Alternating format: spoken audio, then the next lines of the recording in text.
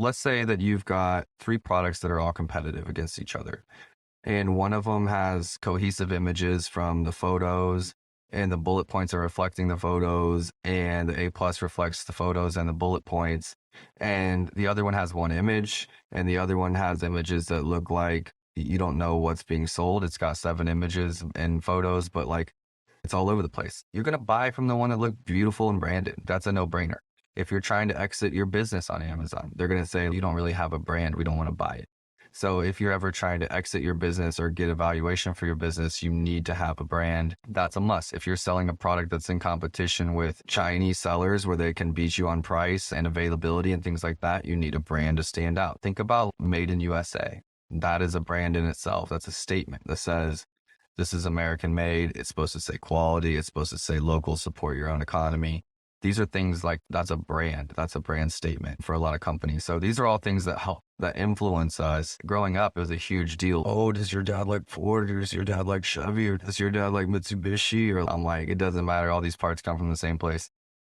I grew up all over the world, so I never really had that. But for some families, that was like a deal breaker. If you owned a Ford and they were a Chevy family, it was like you're excommunicated. I think that's the power of brand. And I think on Amazon, there were times it's just evolved, right? There were times where simply putting up product was good enough to get it sold. And sometimes you still can. If you're in a category where you're all by yourself, there's not a lot of competition, you don't have to have brand to be crushing it. However, if you add brand and you're already in a category by yourself, like, wow, you're like really setting yourself up for success. And who knows, the differences. Like, I think investing in great content and like packaging and that stuff is more of like an investment in the future.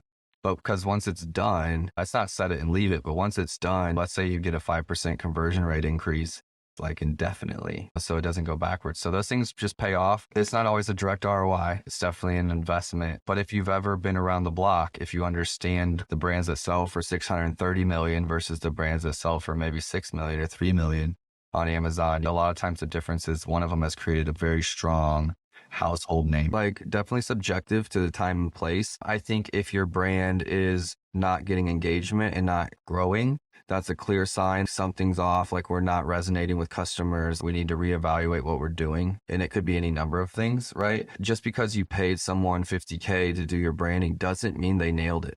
That's the thing. It doesn't mean that they've nailed it just because you spent a lot of money on it. So that can be a really hard pill to swallow if you've gone forward with branding and it's not right. So make sure you're choosing the right partner. That's going to really help you create something together. And another time would be like reviews, like follow-ups, not even just on Amazon, but just in general, reaching out to colleagues, reaching out to competitors, maybe not competitors, but colleagues, people that will tell you that the real yes and no's, and just be like, is it clear what we're selling and what we're doing? And, or like, when you hear my brand, what do you think of? And if their answer is not exactly what you want it to be, then you're not dialed in my opinion.